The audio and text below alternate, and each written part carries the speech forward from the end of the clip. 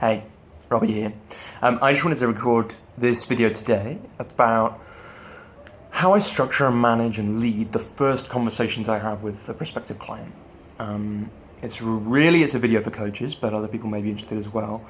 To help provide some of that structure that I use, some ideas that you might borrow or steal if you're a coach. I think it's because I learned, I was told this from the start and kind of knew it from the start, but I only learned it later on, how important that leadership is in those conversations from the coach. How important it is as a client when you feel leadership from somebody and you understand where things are and where they're going. And as a coach, how important it is to step into leadership in those conversations to create the right clients for you. There's at least 4 parts to the conversation. There's before the conversation, there's a kind of pre-framing start to the conversation. There's a middle of the conversation, which is most of that first session, which for me is about coaching and diving in and giving them what I've got. And then there's a closing of the conversation. And we'll see when we get to the end of the video if there's a 5th part about what happens after that conversation. So the first thing is, before the conversation, I'm preparing people in advance. So I'm doing some of the scene setting as soon as I get an email from someone. So what that means is I usually have at least 2 emails with people, and they're referred to me or they inquire through one reason or another. As discussed elsewhere, it's almost always word of mouth one way or another. But that first conversation, the first email, they might email in. There'll be a reply from me saying, look, this is how I play, and we'll get to that. I'll model that a bit when I'm talking about the start of the conversation. This is what I do in a first conversation with a client. For me, that means no coffees, no little taster sessions, no getting to know you. It's just, we'll do some work together. And I set that up in that email. Then they probably email back to say, well, they either do or don't, email back to say, great, let's do it. And then I email them a bit more information about what will happen, and I remind them again of that. And I remind them of how long the session will be, and I usually set aside 2 hours for these conversations. That's how I play, not everyone's the same. And actually, maybe that's a good thing to say at this point. I'm not saying that I've got this down and that it's perfect. And I'm not saying that you should do exactly what I do. But for me, it's been important, as I've learned how I work, to take different pieces from different people. And the only way you can do that is if people tell you what they do. So take what's useful from this, do what's useful. It'll have your flavor. If you copy what I do, that's fine. Most of my stuff was originally copied off other people. It's always got my flavor when I deliver it. So feel free to take that. But I'm not an expert, right? This is not some selling machine that will definitely convert all clients into paying clients and all that kind of thing. This is just how I like to run these conversations and how I like to speak to clients, and I hope it's useful. So first of all, there's those emails which prepare people for what's going to happen in the conversation. Then we meet. Now these days I do more and more of my work online, so it's often on Zoom, but sometimes it's in person as well. And what I learned, I guess to give again a bit more context, this whole piece it takes kind of 2 main inspirations. Phil Bolton, who founded the coaching school where I trained, and Rich Litvin, who is the co-author of The Prosperous Coach. But there are other bits and pieces that I've learned from different people at different times that now become a part of it. And it's a bit hard for me to separate what's what from what I do now and who it came from. But having said that, there's a really nice Rich Litvin video about how to coach people you've never met, or something like that. And it's worth checking out. I didn't take the inspiration from there, but it's a really concise way of looking at this initial part. So the first part of the conversation, it involves some getting to know people. It involves some, building rapport. And then it involves some contracting. Now I've done some of this already, but what I tend to talk about at this point, I talk a bit about confidentiality, especially if there's a close referral. It's good to remind people of that. I've sent across some stuff in writing a bit about what coaching is, and recommended people read through my website where there's some more information. But I almost always ask them, have you had coaching before, and what was your experience of it? What was useful? And that starts to get them into the coaching space. I'll talk a bit about what coaching is. These days I tend to tick off 3 things. Let me see if I get this right. So I tend to tick off, I won't give any advice, but I make it clear that doesn't mean I won't say anything. It doesn't mean I won't offer anything, but I just encourage them at that point that it's about it coming from them, and that if they want to dismiss anything that I say, that's fine, and we'll play with that. And I'm saying it without attachment. I'm saying it to help them and support them in whatever way we're working. So broadly, I won't give any advice.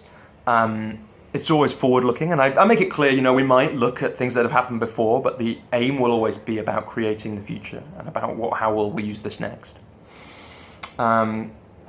And there's always some kind of action from it. And that's my preference, right? Different people's coaching are different. But for me, there's almost always, it's not quite true to say always, there's almost always some practical steps to be taken in the world. And if there isn't, there's some very specific situations where that might not be the case. If it's been a particularly deep, important session, well, the action then is to allow things to settle sometimes, perhaps. So I'll explain that. I'll explain a bit about the notes that I'm doing. I usually take a few notes, and especially if it's online, people can't see that. Make some jokes about not checking Facebook. And I always do a time check again. And it's interesting to hear on that video of Rich's, he says that as well, and I found that's really important, because no matter how many times you say, it'll be an hour, it'll be 2 hours, sometimes people have booked things in. And also as a coach, I find it sometimes useful to know, is that a hard finish? Do they have to go on the dot in 90 minutes time? Or is there a bit of flexibility there? Because that means if we're right in the middle of something, there's a bit of time to run over. But that's my attitude to time. Different coaches, different people feel very differently about that. And then I'll talk a little bit about what'll happen in this conversation. So I'll say, look, I'm the way I like to do this. Most people haven't done coaching, and certainly haven't done coaching with me. And even if you've done some coaching with me before, my coaching might have changed since then. You might have changed. In fact, both almost certainly will have changed. So it's important to really feel, where are we now, and are we the right match? And so the best way to do that is to do some work. So my aim for the conversation is to give them everything I've got, give them my absolute best, recognizing that phrase, I borrowed that from Jamie Smart, give them my absolute best for the conversation, and see where we get to. And then there's a few, and this is what I say, right? And then there's a few things that might happen at the end. We might think that actually coaching isn't what you need right now. And that happens sometimes. Sometimes what people just need and get from a first conversation with me is the energy to take something forward. Coaching is sometimes about helping people do what they want to do anyway, or getting people to do what they want to do anyway. Sometimes actually the only intervention people need from me is a shot of energy or a little understanding of something, a new insight, and then away they go. Now what I say is, if that's the case, I'll usually recommend a resource. So that's one thing that might happen. Sometimes coaching might be the right thing for them, but I'm not the right person, or a helping profession or some kind of help is the right thing, but it's not me. And then I might make a referral to another coach, to somebody else, to a consultant, I don't know. It could be any number of things. So it could be, this is borrowed from Giovanna Caposa, she told me this. It might be a referral, it might be a resource. We might decide that after, so part of the aim for this conversation is to get to a yes or no. Now sometimes I say that explicitly, but that's definitely what I'm doing. Like, do I want to work with this person? And do I think that now is the right time? And do they want to work with me? Now sometimes at the end of one conversation, even a 2-hour one, I'm not there. In that case, it's important to let people know that up front, right? So to contract in that way. So I would say, look, we might not be ready. And so in that case, we might want to meet again and arrange another call on the same arrangement as a gift from me. And then we'll put that in the diary if that's the case at the end of this conversation. Or the fourth thing is, so it's a resource, a referral, we might meet again, or if both of us feel like it's the right thing to do, we might talk about what it looks like to work with me. And I check in, is that okay? And I share, look, I'm just gonna give you everything I've got for this. Now, we need to get into a place where we can trust each other. And so what I'm saying to you is, if I'm going down the wrong way, if I'm getting too deep, if I'm not getting deep enough, if there's something I'm skirting over, any of those things and more, be honest, tell me. And then we can do that, because we'll get used to working with each other. But my aim will be to give everything I've got in that session and serve the client as well as I can. And that's the end of the first part, give or take. The second part, Robbie, the first part of the proper conversation. The third part then is the conversation itself. And here I just coach. Often there's a bit of telling the client's story. There'll be a power in that for them. Often there's a future focused bit. Where do you want to get to? What might this coaching look like? But not always. And I genuinely just give everything I've got, give them the best coaching I possibly can for the rest of the time that we spend doing this. And then we see where we get to. And then at the end of the conversation, a few things might happen. I might say, look, I don't think you're ready. I don't think coaching is right for you now. One of those kind of things. But I got this recommendation of this resource, this book, this article, this video, these things, perhaps an exercise to give them. I might make a referral. If I'm not sure, I might say, look, I think I'd like to meet again. And I recommend we do that. And then I'm not sure where we are yet. I'm not sure if coaching's right for you now, but I think we'll know by another conversation. I might get to that. And then I'll skip this, and this could happen at the end of this first conversation, this fourth one, or it could happen at the end of the next one. And then I'll share, look, I've done this work now. I've got a good idea that we could do some powerful work together. And often I'll share why. And this is the truth, right? I have some criteria that I'm looking for that I know my best clients have. The people I do my best work with, the most inspiring work, place where I'm close to or in the zone of genius. And I check, do those people have those things? And if they do, I tell them, right? And that's exciting and it's nice. Because there's some great things about that. In that, there's some of the things that are wonderful about them and I admire about them. And also, there's some of the challenges they face. And if that resonates with them, I check in. Does this resonate with you? Do you hear yourself in this description? And usually, if I've judged it right and trusted my instinct, I do. And then I'll say, well, so look, I think we could do some powerful work together if it's the right time. Would you like to hear what working with me more would look like? And that's a really gentle question, and it's important to notice that. And it gives them permission to say, no, actually, it's not right for me now. And sometimes they do, and that's great.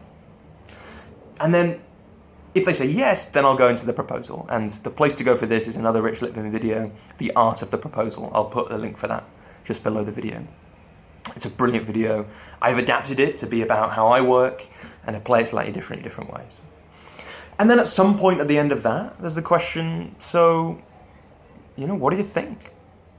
Where do we go from here? Are you ready? Is this the right thing for you now? Again, a gentle question, but often it's just, so what do you think? And that broadly covers what happens in the conversation. Now, there's a load of intricacies around that at the end. What happens when they say yes, they have questions, and part of that is just experience and getting used to it. I guess a piece to say is, sometimes the question I get is, how do you bridge between the coaching and that proposal section? I bring the coaching to an end, in the way that I bring all coaching to an end. What are the things you're taking away from this conversation? What stands out? What's new? I had a new one recently to ask people at the end of conversations sometimes, if I could guarantee there was one insight from this conversation that you wouldn't forget, what would it be? Tie that up, tie up the action, get it specific, and then move in that, okay, well, I've got this feeling that this won't where we've been. This working together could be a possibility for us, and talk about that. So that, I think, covers most of it. There's loads of questions to be asked around this. It's based on all these things I've learned, including the Prosperous Coach, including the stuff I learned from Phil. Please feel free to ask them. Please feel free to get in touch below, wherever. And yeah, best of luck with your coaching.